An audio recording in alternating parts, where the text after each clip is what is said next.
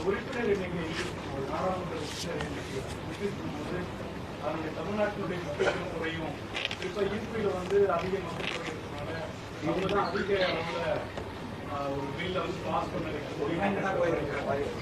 நாங்க இதை பத்தி எங்களுடைய கருத்தை பாரதிய ஜனதா கட்சி தமிழ்நாடு பல இடத்துல நாங்க சொல்லியிருக்கோங்கண்ணா. அதாவது வெறும் பாப்புலேஷன், வெறும் மக்கள் தொகை என்பதை மட்டும் அடிப்படையாக வைத்து ஒரு டீலிமிட்டேஷன் நடக்குது அப்படின்னா, குறிப்பாக நம்முடைய தென்னிந்தியாவில் இருக்கக்கூடிய மாநிலங்கள் எல்லாமே ரொம்ப நாளைக்கு முன்னாடியே மக்கள் தொகை கட்டுப்பாடுக்கெல்லாம் வந்துருச்சு. டோட்டல் ஃபர்டிலிட்டி ரேஷியோ 2.1 கீழே வந்துருச்சு. ஸோ அப்படி இருக்கும் பொழுது தென்னிந்தியாவில் இருக்கக்கூடிய நம்முடைய மாநிலங்களுக்கு அதனால் பிரச்சனை ஏற்படுமா அப்படிங்கிற ஐயம் பல பேர்த்துக்கு ஏற்பட்டிருக்கு.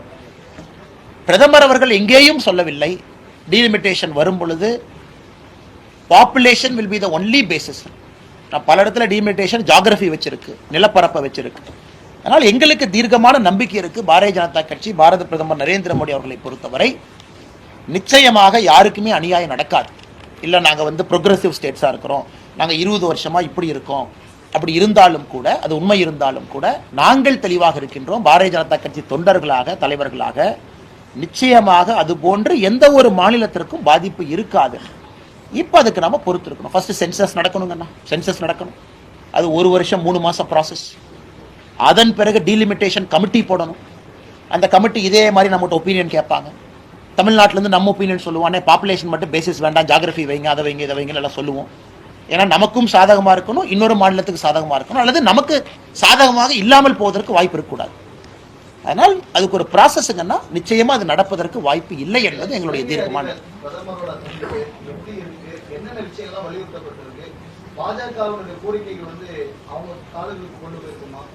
அண்ணன் நம்முடைய மத்திய இணையமைச்சர் அண்ணன் முருகன் அவர்கள் நேற்று மத்திய அரசு சார்பாக இலங்கை அதிபரை வரவேற்பதற்கு அண்ணன் முருகன் அவர்களுக்கு வாய்ப்பு கிடைச்சது.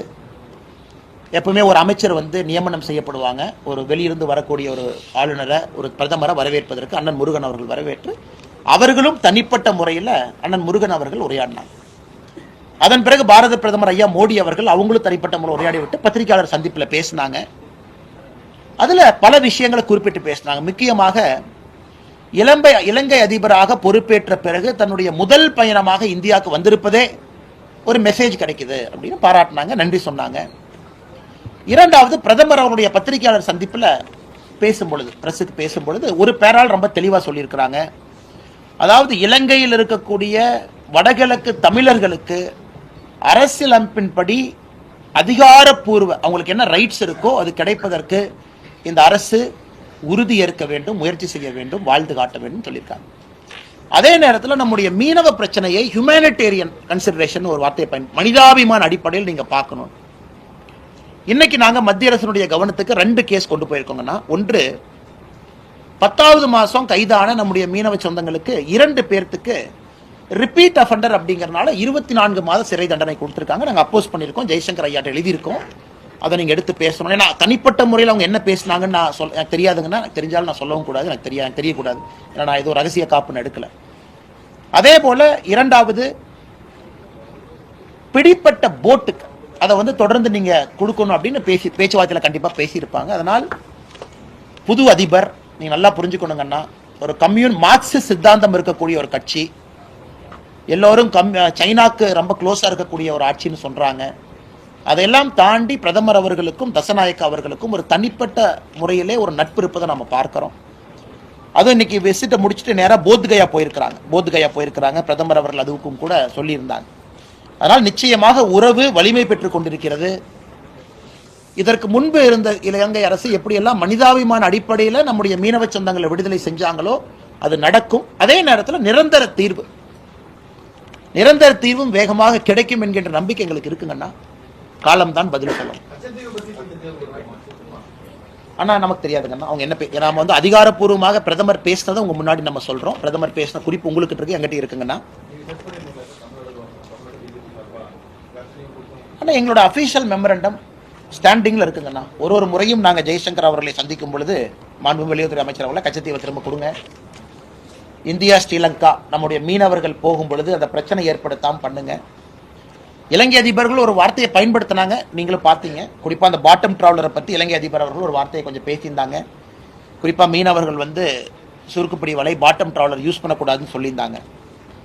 அது இந்திய அரசும் கூட உங்களுக்கு தெரியும். நாம வந்து அதை ஒரு சாஃப்ட் அப்ரோச்சில் அதை ஹேண்டில் பண்ணிட்டு இருக்கோம். நம்முடைய மீனவ சொந்தங்களை சாஃப்ட் அப்ரோச்சில் ஹார்டாக எடுக்காம ஹேண்டில் பண்றோம்.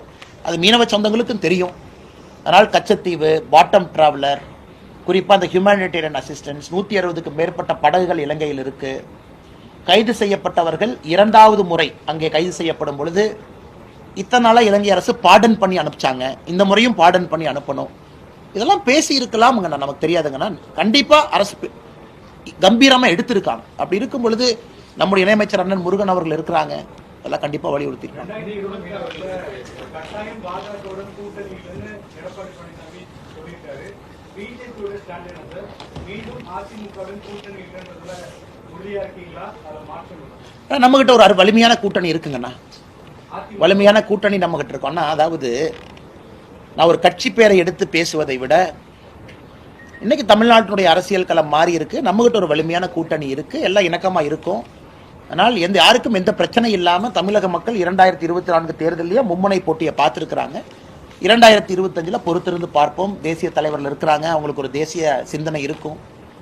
பாரதிய ஜனதா கட்சியினுடைய தலைவர்கள் இங்க இருக்கிறாங்க. எல்லோருக்கும் ஒரு சிந்தனை இருக்கு, எப்படி கொண்டு போகணும்னு. அதற்கான நேரமும் காலமும் ரொம்ப தூரம் இருக்குங்கண்ணா. நான் மாற்றம் இருக்கு நீங்க சொல்றீங்கண்ணா. நான் சொல்வது நேரமும் காலமும் ரொம்ப தூரம் இருக்குன்னு சொல்றேன். நான் இப்ப கூட எடப்பாடி அண்ணா பத்தி என்ன சொன்னாங்கன்னா, எடப்பாடி அண்ணா பத்தி என்ன சொன்னா, அண்ணன் அவரு மேடையில் அவரு கட்சியை பத்தி பேசும்போது கூட பிஜேபி பத்தி பேசுறாரு. 2014 இப்படி, 19 இப்படி, 24 இப்படி. அதனால பிஜேபியை பொறுத்தவரை நாங்க தெளிவா இருக்கோம். தமிழகத்துல திமுக ஒழிக்கப்பட வேண்டும் என்பதில் எல்லாருமே தெளிவா இருக்கணும். வர்றங்கண்ணா, இப்ப திமுக ஒழிக்கப்பட வேண்டும்னா இப்ப நீங்க எல்லாம் ஒன்னா சேர்ந்தா தான் ஒழிக்க முடியுமா? இல்ல நீங்க இருக்கிற கூட்டணியை வலிமைப்படுத்தினாலும் ஒழிக்க முடியுமா? எல்லாமே பாசிபிலிட்டி தாங்கண்ணா. நாங்கள் எங்கள் கட்சியை வளர்க்கிறோம். ஆளும் கட்சியை எதிர்த்து பேசுறோம். செய்யற தவிர மக்கள் மன்றத்தில் வைக்கிறோம்.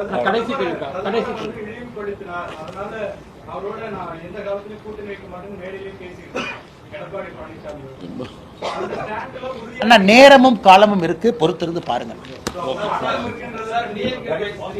அதுதான் பதில். அண்ணா டிஎம்கே ஃபைல் 3 அண்ணே சென்னையில வெளியிடுறோங்க அண்ணே 2025 ஆரம்ப கட்டத்துல.